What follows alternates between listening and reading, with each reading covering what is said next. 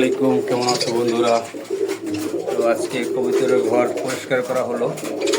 তো দেখেন আমার কবুতর,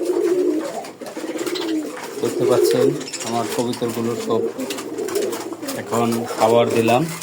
সবগুলোকে আজকে পরিষ্কার করা হলো এবং তারপর পাশাপাশি সবাইকে খাবার দিচ্ছি। এখন সবগুলো কবুতর খাবার খাচ্ছে।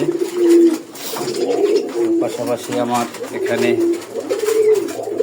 বাজিগার এক জোড়া, এখানে রয়েছে এক জোড়া, এখানে এক জোড়া দেখেন বসে আছে।